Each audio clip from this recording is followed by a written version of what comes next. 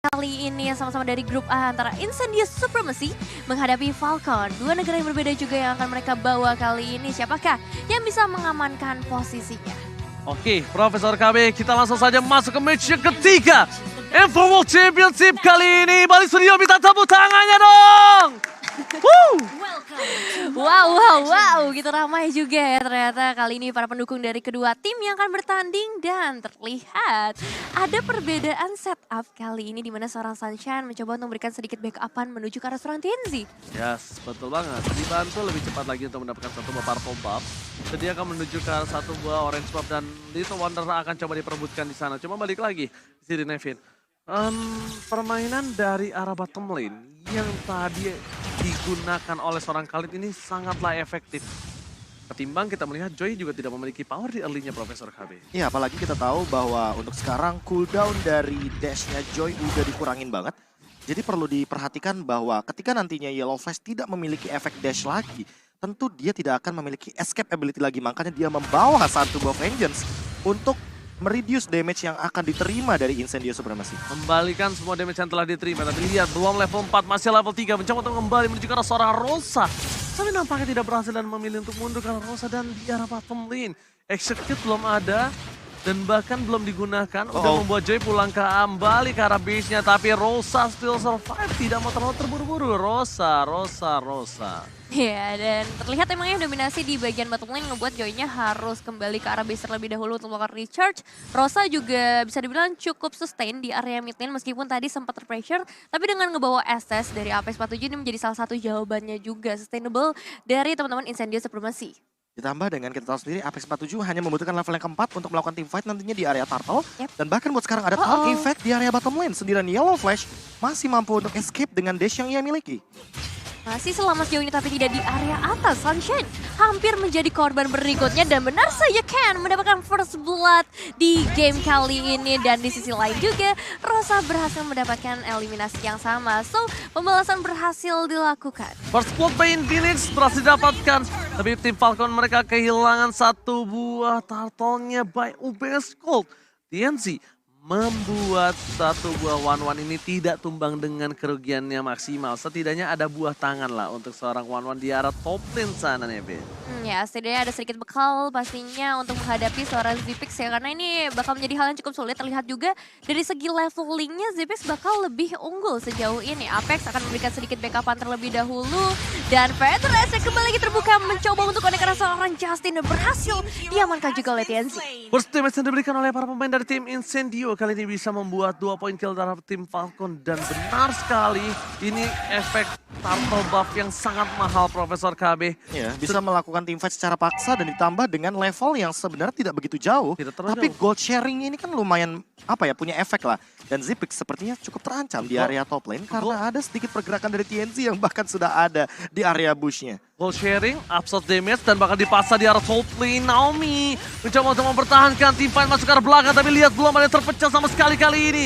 Formasi yang dilakukan dengan ada sebuah Faramis. Tapi close mountain karena seorang Naomi tidak terlalu memberikan impact. Dan bahkan di sisi sebaliknya, ini team fight yang bagus banget dari Falcon. Dia bisa memancing banyak soft skill yang kuat tapi tidak ada tumbang sama sekali. Serangan itu Ken, tiba-tiba datang ke arah belakang dan blast cancellation yang sangat bagus dari TNC. Membuat Falcon tidak bisa memfollow up kembali team fight yang diberlakukan di arah top lane. Iya, sayang sekali segala usaha yang diberikan oleh teman-teman dari Falcon kali ini belum berimpact maksimal dan harus kehilangan platingan secara full di area top lane-nya. Bahkan mereka juga harus kehilangan outer turret menjadi keuntungan besar buat Incendio dengan strategi 4-1 yang mereka bawa kali ini. Ya, tempo 4-1 dan Power of Estes yang sangat dimaksimalkan sekali. One-one-nya juga benar-benar bisa memfollow up apa yang sebenarnya dipikirkan dan dipertimbangkan dari awal. 1.300 gold bahkan 1.500 gold pun menjadi sebuah bonus dari Incendious Supremacy. Dan mereka bisa saja memaksa untuk Turtle setup team fight lagi karena mereka sedang leading untuk di 4 menit awal kita. Incendio yang memancing keributan di arah Turtle. TNC di sana Rosa langsung menggunakan sebuah Wang Springs by Wings-nya. Ini agak cukup berbahaya menurutku pribadi karena bisa dikejar oleh seorang Ken. Tapi ingat Ken tidak memiliki purple buff dan 16 dibuka di top up. Tapi kereset dan tidak ada soft skill yang telah diberitahukan kepada para pemain dari tim Incendio. Ini akan menjadi team fight. Yellow Flash bernyanyi saja. Tidak memiliki impact yang cukup banyak dan bahkan balik lagi Quick Sun Guard yang akan menjadi satu buah poin bagi Retribution di short point. Mundur ke arah belakang, Kane Tempest of Blade-nya berhasil menghindari Raging Sandstorm yang hampir saja ditacap oleh golok dari seorang Khalid. Iya, bener-bener nggak bisa ditembus sejauh ini. Para pemain dari Incendio bisa ngedapatin turtle-nya dengan cukup safe. Satu Feather Asset langsung mengusir 5 pemain juga dari teman-teman Falcon. Dan mungkin dari Falcon butuh waktu yang lebih lama lagi sih untuk mengubah keadaannya. Karena so far mereka udah kehilangan outer turret, mereka udah kehilangan dari segi ekonomi juga cukup jauh. Ya, skema permainan 4-1 masih ingin diperlihatkan oleh teman-teman dari Incendio Supremacy karena mereka menangin bagaimana cara setup mereka di area turtle dan juga ditambah dengan power plating di area gold lane tadi. Ini membuat Sunshine memiliki item yang tentunya jauh lebih mengungguli ketimbang Zipix yang berada di area bottom lane. Walaupun ini udah mulai ada sedikit rotasi karena udah di atas menit yang kelima, jadi Zipix lebih memilih untuk bermain aman dan menghindari apa yang ingin dilakukan oleh Sunshine nantinya di skema mid game. Oke, Sunshine nggak boleh terlalu bersinar. Karena dia butuh waktu untuk waktunya bersinar. Kayak matahari. Waktu yang tepat ketika lewat senja. Itu malah redup ya. Sorry, salah. Kan namanya juga Sunshine ya. Iya. Oke, kalau gitu kita lihat di arah top lane sana akan coba ada perebutan ke arah satu orange buff yang nampaknya membuat seorang Ken. Oke, dibandingkan gue harus kehilangan poin kembali dan akan coba mundur. Pedestrian di follow up dengan sangat baik bersama dengan Sunshine Cross Mountain terbang melambung jauh terbang tinggi, tapi masih ada satu Guardian ke Bulwark yang berhasil membuat seorang Sunshine tidak berlaku cukup maksimal. Dibalaskan kembali keadaannya. Heavy crossbow, Tianzi terlalu masuk ke arah belakang dan tidak ditemani oleh seorang dan ternyata oh my god, Apex 47 save the day. Dibalikan kembali karannya, fokus ke depan, 1 poin telah didapatkan dan ternyata Tianzi still survive. Wow. Dan itu yang sempat kita bahas dari awal game karena ini akan menjadi sebuah barikade yang luar biasa dari Incendio Supremacy. Mereka memiliki line up depan yang sangat kuat dan line up belakang yang punya heal up sangat instan seperti Estes. Karena membawa Estes ini sama dengan harus membawa Dominance Ice atau efek Life Drain dalam sebuah item dan itu sangat mahal, bukan item yang murah tentunya. Ini komposisi yang pas banget ya, meskipun di sisi Falcon emang mereka ngebawa Faramis juga, tapi bisa dibilang ini belum cukup menjawab ketika adanya team fight yang terpaksa dibuka oleh Incendio, terutama yang dari tadi emang memancing adanya pertempuran entah itu di area mid lane yang kalian juga bahkan udah mulai terlihat, dan khususnya di area top lane-nya. Itu jujur walaupun Tianzi harus ditumbangkan tapi nggak berhasil ya, itu kesalahan Tianzi loh, dia masuk terlalu dalam ketika dia tahu dia nggak punya cover sama sekali. Iya. Dan itu kalau dia diambil, itu kerugian yang dibuat oleh Incendio pribadi. Jadi menurut aku sebenarnya tadi ini Estes dari Apex 47 benar-benar menyelamatkan hari dari Incendio yang mungkin saja di momen itu dia bisa dibalikan kembali loh keadaannya Profesor dan juga Iya, apalagi lihat deh pokingan damage dari Rosa sekarang yang udah memiliki beberapa item core-nya. Ini akan menjadi sebuah malapetaka sendiri. Lihat Zip, dia nggak bisa maju untuk farming, dia nggak bisa muncul di dalam sebuah laning phase hanya untuk membersihkan wave minion karena terancam dengan Feather Airstrike yang begitu jauh dari Rosa. Dan jangan lupakan di sini Ken mencoba untuk mengadu ke arah seorang Khalid pun itu kayaknya bukan hal keputusan yang baik. Namun Blast akan coba di pop up. Tercancel begitu saja, lihat cancellation yang sangat bagus membuat tim dari Incendio unggul 5.000 gold. Lebih unggul lagi, lebih banyak lagi gold yang dimiliki. Dan bahkan satu point kill. Ialah Flash silang begitu saja. Tidak bisa membendung damage yang diberikan dari seorang Rosa. Wow, padahal sebenarnya Naomi ini diharapkan untuk menciptakan momentum karena dari bayangan mereka juga Incendio bakalan sering banget ke arah teamfight dan memang terbukti dari tadi mereka ngebawa metode 4-1 di dalam game kali ini. Tapi dengan gap seperti ini nampaknya saat game 4-1 udah bukan jadi prioritas mereka. Incendio udah terlalu unggul juga dan kita bakal lihat instant replaynya by Infinix Note Series. Ya, ini dia sebuah setup yang begitu matang dan di follow up dengan cepat juga bagi Rosa karena dia sudah langsung merespon apa yang dilakukan oleh Alien dengan satu Raging Sandstorm yang sangat on point sekali. Dan Ken hanya memiliki satu winning condition yang tersisa. Split push dengan formasi 4-1 dengan syarat teman-teman dari Falcon mampu untuk mempertahankan bagaimana serangan yang dibuat oleh 4 pemain dari Incendio Supremacy. Itu pedang keduanya aja terlalu sakit. Tapi lihat di arah bottom lane akan ada ganking terhadap seorang Khalid. Dan di arah top lane mereka harus mendapatkan satu buah Lord setidaknya. Ini yang bisa dilakukan oleh para pemain dari tim Falcon dengan under kondisi hingga 5.700 Nevin. Gak ada lagi yang bisa mereka lakukan selain memaksa tim fight ke arah seorang DJ Khalid on the floor. Iya, mau nggak mau. Soalnya kalau mereka kontes ke arah Lordnya, menurut aku dari segi tim fight, Falcon bakal tetap tidak diunggulkan dalam situasi-situasi tersebut. Dan ditambah dengan Holy Crystal yang sudah ada di tangan dari Rosa.